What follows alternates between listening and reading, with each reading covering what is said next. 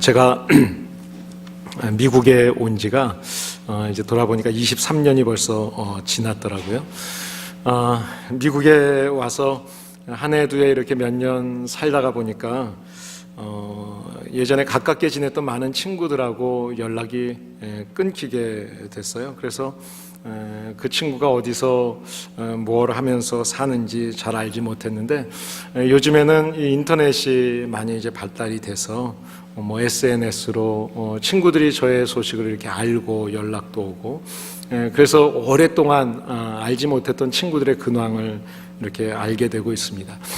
그런데 그 많은 친구들 중에서 어떤 친구는 벌써 하나님의 부르심을 받아서 하나님 앞에 간 그런 친구들도 있고요. 또 한때는 대기업에서 정말 열심히 일하고 인정받았던 친구인데 실직을 하고 또 어려움을 겪는 그런 친구들의 이야기도 듣게 됩니다. 우리가 살아가는 이 시대 이렇게 보면 지금 시대나 어느 시대가 됐든지 또 어느 나라에서 살든지 사람의 삶을 보면 내일 일을 우리가 쉽게 알 수가 없고 참 불확실하구나 하는 것을 생각하게 됩니다. 인생을 이렇게 생각할 때 우리가 소설책 같은 걸 이렇게 하나 사서 읽게 되면 끝까지 읽기 전까지는 그 결론이 어떻게 되는지 사실 잘 모르죠. 그것처럼 우리의 인생도 우리의 삶도 이런 이야기가 이런 인생의 스토리가 아직도 진행 중인 게 사실입니다. 그런데 우리의 성도들은 우리의 인생의 마지막이 어떤지를 알고 있습니다.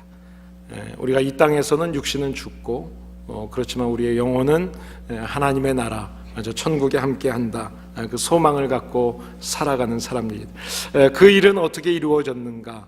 하나님이 이 땅에 독생자를 보내주셨고 주님이 십자가에서 우리의 죄를 대신해서 죽으셔야 되는 걸 알고 오셔서 십자가에서 모든 고통을 바로 저와 여러분을 위해서 대신 져주셨기 때문에 그 일이 이루어졌습니다.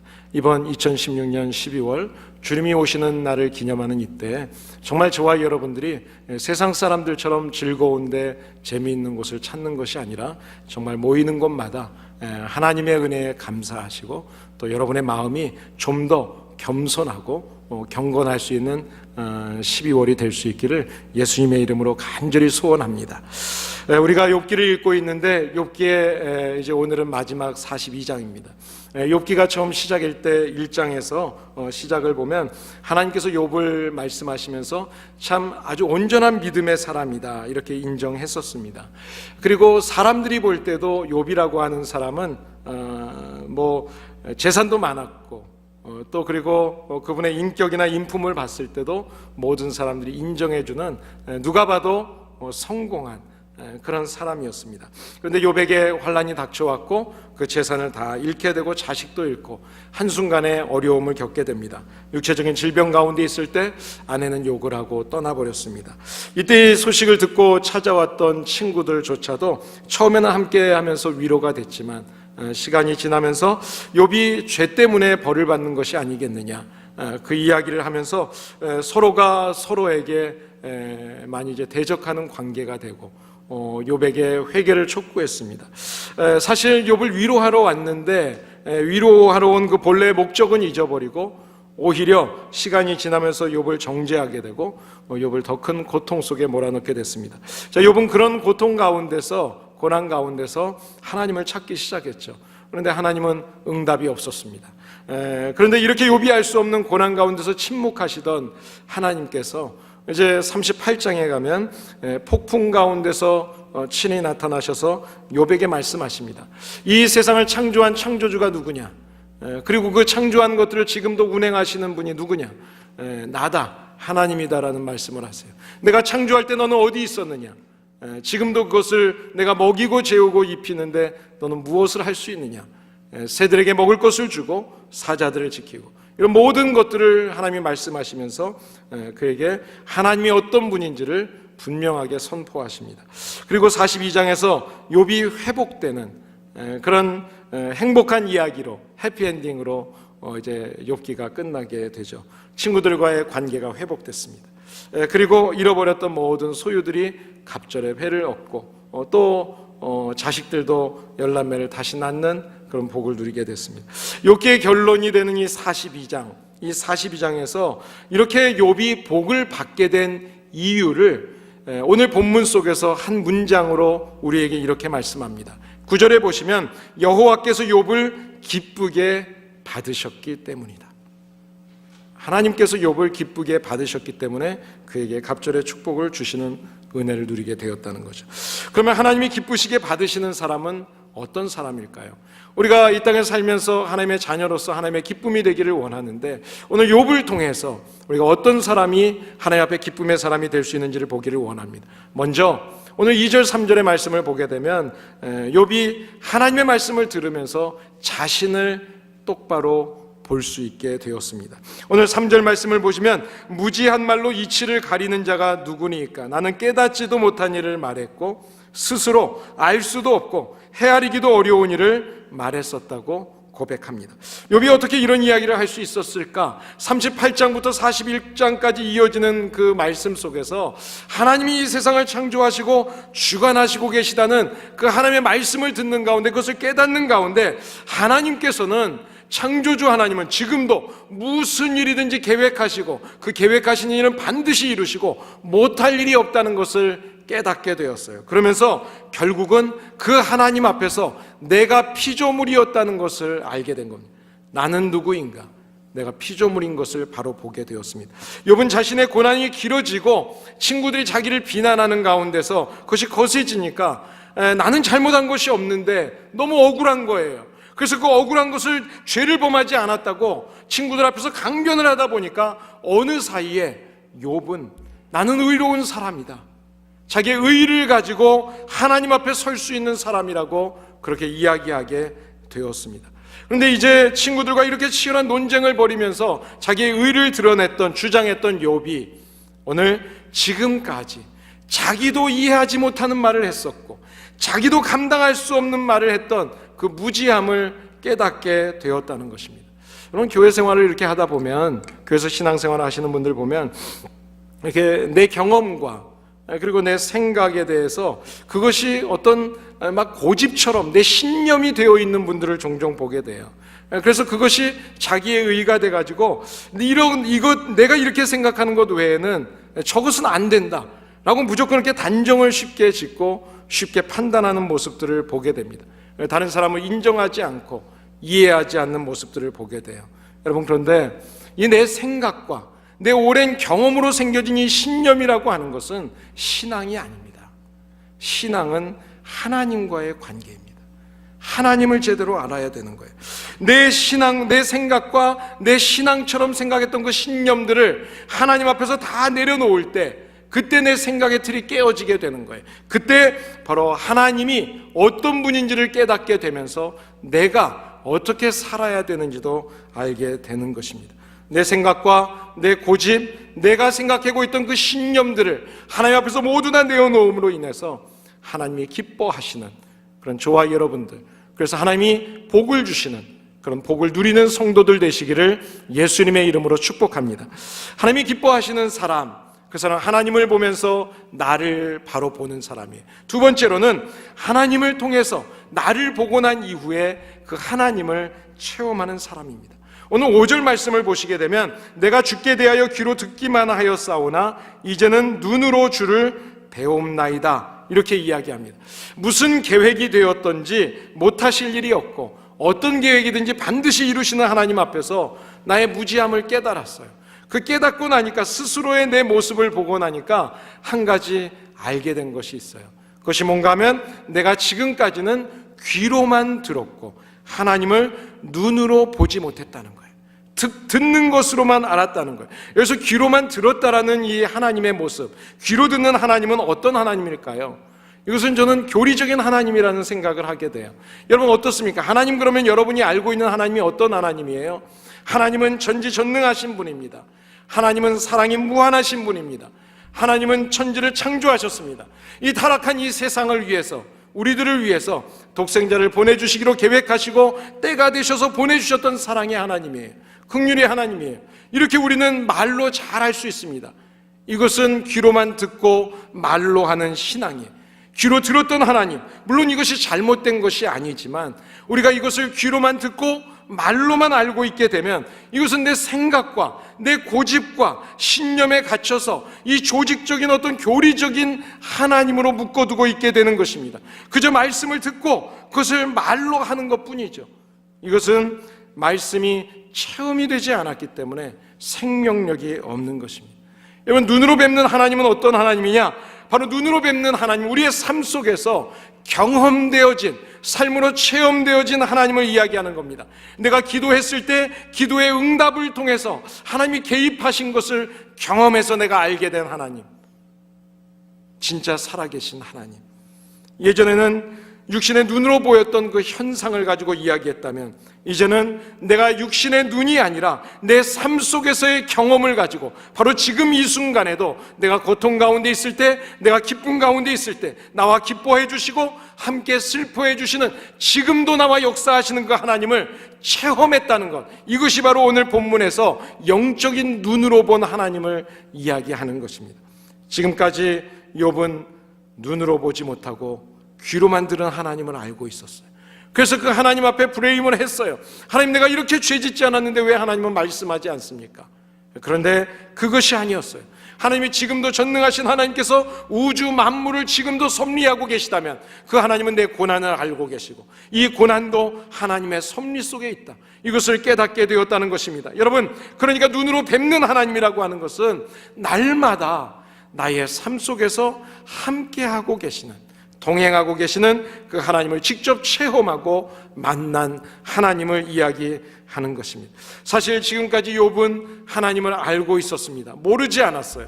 그 하나님을 말로 인정했어요. 전지전능하시고 창조주 하나님이신 것을 늘 이야기했어요. 전에는 이렇게 들었던 것, 그리고 알고 있는 것을 이야기했어요. 그런데 이제는 바뀌어졌습니다. 달라졌습니다. 이제는 눈으로 보게 되었다는 거예요. 체험을 통해서 하나님을 알게 되었다는 거예요. 근데 이 고난의 시간을 통해서 전능하신 하나님이 어떤 하나님이고 때가 되었을 때 이제 말씀하시면서 나에게 내가 이렇게 너와 함께하고 있었다는 것을 알게 하신 하나님, 근데 이 고난의 시간에 하나님이 함께 하셨구나, 그것을 체험하고 이제 고백하는 사람으로 바뀌게 된 것입니다. 여러분, 믿음은 들음에서 난다고 했습니다. 믿음은 들음에서부터 시작이 돼요. 그런데 이 들은 믿음이 그냥 내 귀 속에서 있고 내 생각 속에서만 있게 되고 삶에서 실천되지 않는다면, 삶에서의 경험이 없다면, 체험이 없다면 우리의 삶은 근본적으로 변화될 수가 없는 것입니다. 우리가 신앙생활을 하면서 성도들이 쉽게 실망하는 모습들을 많이 봐요. 어려운 일을 겪을 때 낙심하고 회의를 갖고, 어떤 분들은 교회를 떠나는, 그렇게 하나님을 떠나는 타락하는 모습도 보게 됩니다. 왜 그럴까요? 저는 그 이유가 하나님을 체험하지 못했기 때문이라고 생각합니다. 하나님을 직접 만나지 못했기 때문에 그래요. 내가 삶 속에서 하나님 앞에 기도하고 하나님이 응답해 주시는 그 체험을 경험하면, 살아계신 하나님을 분명히 경험하면 절대로 사람 때문에 하나님을 떠나지 않는 거예요. 교회의 주인 되시는 하나님을 체험하지 않았기 때문에 우리는 교회에 와서 사람을 보고 교회를 봅니다. 시스템을 보고 교회를 생각합니다. 그리고 어떤 건물을 보고 사람의 숫자를 보면서 교회를 다녔기 때문에 조금만 무슨 문제가 생기면 쉽게 하나님을 떠나는 거예요. 그런 사람들은 진짜 신앙생활을 할 수가 없는 겁니다. 참된 신앙생활이라고 하는 것은 바로 이 교회의 주인 되시는 그 전능하신 하나님, 그 하나님을 만나야 되는 것입니다. 하나님을 만나는 체험이 없다면 그것은 교회를 드나드는 사람일 뿐인 거예요. 참된 신앙을 하고 있지 않는 거예요. 하나님을 만나게 되면 다른 것이 보이지 않아요. 하나님을 만난 사람은 주님만 보이게 되는 거예요. 하나님이 이 상황 속에서 어떻게 하기를 원하실까? 이 문제 앞에서 내가 어떻게 이겨내기를 원하실까? 하나님을 만나게 되면 교회에서도 하나님만 보이고 가정에서도 하나님만 보이는 거예요. 직장에서도 하나님을 보는 거예요. 하나님의 자녀로서 내가 어떻게 살아야 될까? 내 입술이 어떻게 열려야 될까? 요한복음 9장에 보시면 예수님에 의해서 눈을 떴던 소경이 나옵니다. 그 소경이 예수님을 만나고 나서 고백했던 고백이 이거예요. 나는 그분에 대해서 아무것도 모릅니다. 아는 거 아무것도 없어요. 그런데 내가 알고 있는 유일한 한 가지가 있습니다. 그것은 뭔가 하면 내가 지금까지는 앞을 보지 못하는 소경이었습니다. 그런데 지금은 내가 분명히 보는 것입니다. 누구 때문에? 주님을 만남으로 인해서 그 고백을 했어요. 여러분, 이 고백을 그 당시에는 함부로 할 수 없는 거예요. 함부로 이야기하면 죽을 수도 있는 생명을 내놓아야 되는 일입니다. 그런데 하나님을 만나고 났더니, 주님을 체험하고 났더니 두렵지 않은 거예요. 살기 등등했던 그 당시의 바리새인들, 종교 지도자들 아무 상관이 없었어요. 그들 앞에서 당당하게 두렵지 않은 마음으로 하나님의 복음을 증거하는 거예요. 나는 주님을 만났다는 겁니다. 사랑하는 여러분, 여러분의 신앙생활에 이런 체험이 있게 되기를 예수님의 이름으로 축복합니다. 여러분, 한번 기도해 보셨습니까? 여러분 어떠세요? 하나님의 뜻대로 구하면 이루어진다는 것을 여러분 믿으십니까? 여러분 정말 믿으세요? 믿으신다면 한번 기도해 보셨습니까? 여러분 어떻게 기도하셨어요? 기도하셨다면 왜 또 염려하십니까? 왜 또 근심하세요? 이미 하나님 앞에 맡겼다면 그때는 우리가 할 수 없지만 하나님 반드시 이루어 주시는데, 사랑하는 여러분, 여러분의 자녀의 문제를 하나님 앞에 맡기시기를 바랍니다. 여러분의 재정적인 문제도 하나님 앞에 맡기시기를 바랍니다. 여러분의 직장에 대한 문제도 하나님 앞에 맡기세요. 여러분 학업의 진로의 문제, 여러분의 배우자의 문제, 여러분의 앞으로의 인생의 모든 문제들, 어떤 문제가 되었든지, 사업의 문제, 신앙의 문제 다 하나님 앞에 맡기세요. 어떤 관계의 문제도 하나님 앞에 맡기면 하나님이 해결하십니다. 하나님이 해결하세요. 우리가 지금까지는 말로만 듣기만 하고 그 들은 것을 내 마음속에만 갖고 있었기 때문에 삶 속에서의 적용이 없었기 때문에 체험이 없는 거예요. 여러분이 하나님을 정말 믿으신다면 하나님의 말씀대로 살아보시기 바랍니다. 하나님의 말씀대로 사셔서 하나님이 내 삶 속에서 응답하신 것을 체험해 보시기를 바랍니다. 기왕에 교회 생활을 하고 하나님을 믿는다고 교회를 다녔는데 1년, 2년, 10년, 20년을 다녔는데도 내가 정말 하나님 앞에 기도하고 응답받아 본 경험이 없다면 얼마나 불쌍한 사람이에요. 얼마나 불쌍해요. 하나님이 기뻐 받으시는 사람, 하나님께서는 체험을 원하십니다. 하나님을 만나는 체험이 우리에게 있기를 예수님의 이름으로 축복합니다. 세 번째로 하나님이 기쁘게 받으시는 사람, 그 사람은 죄를 깨닫고 회개하는 사람입니다. 오늘 본문의 5절 6절 말씀을 보시면 내가 주께 대하여 귀로 듣기만 하였사오니 이제는 눈으로 주를 배움나이다. 그러므로 내가 스스로 거두어드리고 티끌과 재 가운데서 회개하나이다 이야기합니다. 여러분, 이 회개가 이 욥의 회복의 시작이었어요. 이제 하나님을 알고 나니까 내 죄가 보여졌어요. 죄를 회개하기 시작합니다. 여러분, 진짜 회개는 하나님, 저 교회에 나왔습니다, 지난날에 잘못 용서해 주세요, 이것이 회개가 아니에요. 진짜 회개는 하나님을 만난 사람만 회개하는 겁니다.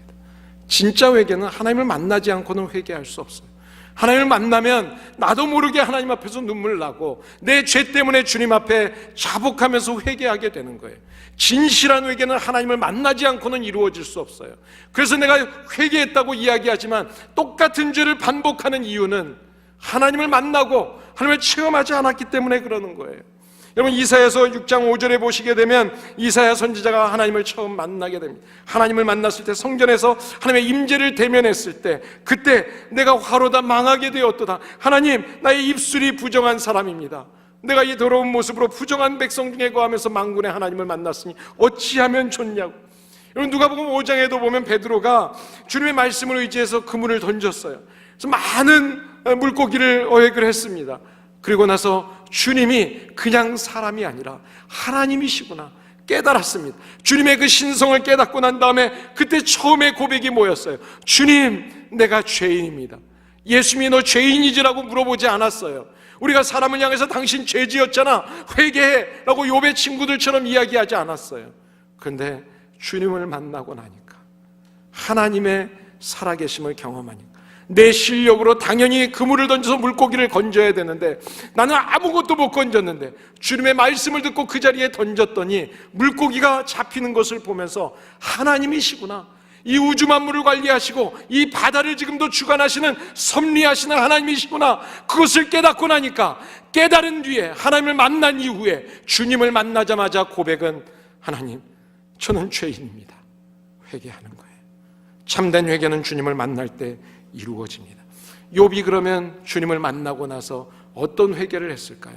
오늘 본문 2절에 보시게 되면 무슨 일이든지 다 하실 수 있는 그 하나님, 전능하신 하나님의 능력을 과소평가했다는 거예요. 또 오늘 2절에도 보시게 되면 그럼에도 불구하고 자기가 무지한 말로 3절에 하나님의 이치를 함부로 자기가 이야기했다고 얘기합니다. 여러분, 욥이 고난을 당하면서 자신의 그 억울함 때문에 그것을 변론하다 보니까 자기의 의의를 하나님 앞에서 드러내는 실수를 범했습니다. 왜 그랬어요?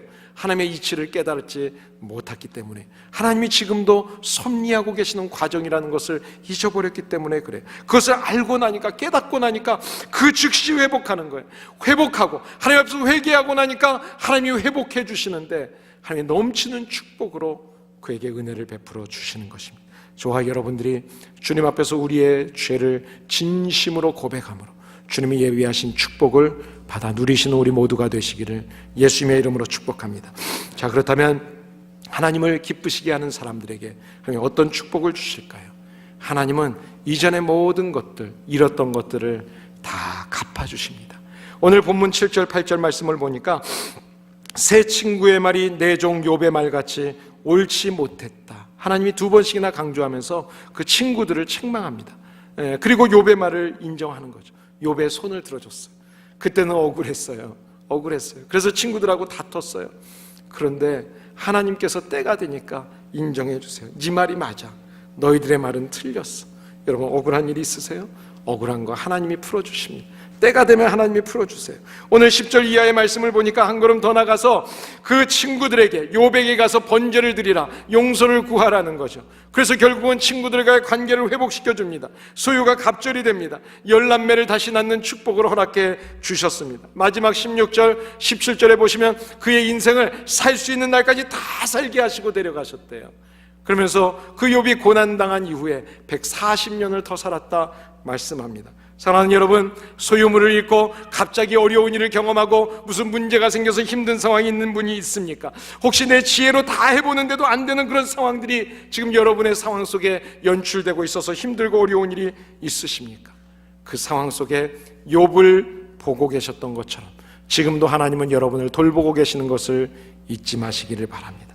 여러분, 그런데요, 욥이 회개를 하고 나서 하나님이 이런 놀라운 축복, 갑절의 축복을 그냥 주신 게 아니에요. 바로 축복을 받지 않았어요. 오늘 본문에 보게 되니까 이 회개를 통해서 하나님의 거룩하심 앞에 서게 된 다음에 회개할 뿐만 아니라 행동을 했어요. 그 행동이 중요한 것입니다. 오늘 10절 말씀 우리 같이 한번 읽겠습니다. 우리 큰 소리로 한번 읽어보겠습니다. 시작. 욥이 그의 친구들을 위하여 기도할 때 여호와께서 욥의 곤경을 돌이키시고 욥에게 그전 소유보다 갑절이나 주신즉, 그전보다 갑절이나 주시는 그 이유가 어디에 있느냐? 욥이 그의 친구들을 위해서 기도했다는 거예요. 사랑하는 여러분, 하나님의 축복을 받기 전에 중요한 사건이 있습니다. 깨달은 이후에 그동안 그 친구들 때문에 얼마나 괴로웠어요. 내가 당하고 있는 고통보다 더 힘들었어요. 나를 위해서 저주까지 했어요. 이 고통이 끝까지 가기를 원한다. 그런데 그 친구들을 원망하지 않았어요. 비난하지 않았습니다. 저주하지 않았습니다. 오히려 이 세 친구들을 용서해 주었습니다. 그리고 그를 위해서 중보기도 했습니다. 여러분, 사실 욥은 알 수 없는 이 고난을 당하는 가운데서 사실은 자기의 의의를 드러냈습니다. 그러니까 욥은 그 고난 가운데서 모습은 실패자였어요. 성공자가 아니었습니다. 욥은 끝까지 싸워서 친구들과 이겨보려고 했습니다. 그래서 그 친구들과 계속해서 대적했던 사람이에요. 그런데 이제는 그 친구들과 대적하지 않아요. 그들을 용서해 줄 뿐만 아니라 그들을 위해서 기도하는 사람으로 바뀌게 되었습니다. 진심으로 용서하고 진심으로 기도하는 사람, 진정한 영적인 승리자로 바뀌어졌습니다. 예수님이 이 땅에 오신 성탄절을 기념하는 12월이 되었습니다. 예수님은 하늘보좌를 버리시고 이 땅에 오실 때 예수님은 십자가 지실 것을 알고 오신 분입니다. 주님께서는 구원받을 저와 여러분들을 생각하시면서 히브리서 12장에 보시면 그 모든 고통과 괴로움을 참고 견디셨다고 말씀합니다. 여러분, 예수님의 십자가를 가볍게 생각하지 마세요. 우리가 어디에 나가면 십자가를 볼 수 있다고 뒤에 있는 이런 십자가 때문에 십자가 그냥 십자가라고 함부로 이야기하지 마세요. 여러분, 그 십자가를 지고 계실 때 주님은 벌거벗기셨고 못에 찔리셔서 매달리셨습니다. 그 주님께서 그 십자가에 있을 때 많은 사람들이 침을 뱉었습니다. 저주했습니다. 욕을 했습니다. 그 상황에서 주님은 십자가를 치신 거예요. 그냥 지신 십자가가 아니에요. 조금만 누가 나를 비난해도, 조금만 나를 의심해도, 조금만 나에게 대해서 어떤 잘못된 이야기를 해도 그거 견디지 못해서 그 사람을 위해서 향해서 내가 어떻게 복수할까, 이런 마음이 생겨지는 게 우리들의 마음 아니에요. 늘 옳고 그름을 따지면서 살아가는 게 우리들의 삶의 모습 아닙니까? 오늘 욥기를 통해서 주님이 말씀하십니다. 여러분, 억울한 일이 있거든 따지지 말라는 거예요. 억울한 일 때문에 변호하려고 그것 때문에 많은 수 없는 말을 내뱉지 말라는 거예요. 내 가슴에 비수를 들이대는 그들을 향해서 축복해라. 그리고 그들을 위해서 기도해라. 여러분, 지금 고난의 시간을 견뎌가고 계시는 분이 있습니까? 감당할 수 없는 어떤 힘든 일이 내 앞에 있어서 힘들어 하시는 분들이 있습니까? 그 고난의 이유를 묻지 마세요. 고난의 이유를 묻지 마세요. 왜냐하면 성경은 분명히 말씀합니다. 우리가 감당할 수 있는 고난밖에는 하나님이 주시지 않는다고 말씀하세요. 그리고 그 고난조차도 피할 길을 하나님은 준비해 놓으셨다고 말씀합니다.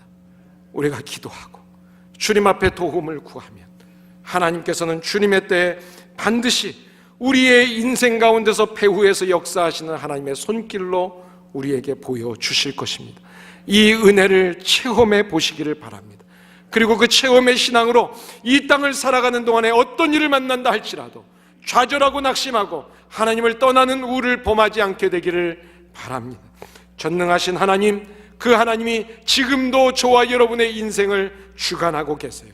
이미 우리에게 구원의 은혜를 베풀어 주시기 위해서 독생자를 보내어 주셨던 그 하나님 앞에 감사하시기를 바랍니다. 그리고 우리의 가정 안에서 사랑하세요. 용서하세요. 그리고 축복하시기를 바랍니다. 아내를 사랑하시고 남편을 용서하시고 자녀들을 축복하시고 우리 교회에서 만나는 모든 성도들 우리가 함께 기도해 주는 가운데 저와 여러분들에게 하나님이 베풀어 주시는 놀라운 갑절의 축복이 넘치게 되시기를 예수님의 이름으로 축복합니다. 이 결심이 흔들리지 않도록 이 시간에 함께 같이 기도하기를 원합니다. 기도하실 때 하나님, 이제는 정말 주님을 바로 알기를 원합니다. 전능하신 하나님, 지금도 우리와 함께 하시고 우리의 모든 인생을 주관하시는 하나님을 기억하게 하여 주시옵소서. 하나님, 이제는 주님을 떠나지 않겠습니다. 그러기 위해서 체험이 있기를 원합니다. 하나님, 저희들에게 체험의 신앙을 허락해 주시고 하나님, 이제는 기도하겠습니다. 어떤 환경 속에서도 주님 앞에 기도하겠사오니 그 기도의 결과를 저희들에게 보여주시고 하나님, 누구처럼 저희들도 정말 그 체험의 신앙으로 어떤 상황 속에서도 흔들리지 않는 믿음의 소유자가 되게 하여 주시옵소서. 하나님, 이제는 억울해서 변론하고 저주하고 복수를 생각하는 사람이 아니라 이제는 축복하고 용서하는 사람 되게 하여 주시옵소서. 이 시간에 함께 하나님 앞에 기도하겠습니다.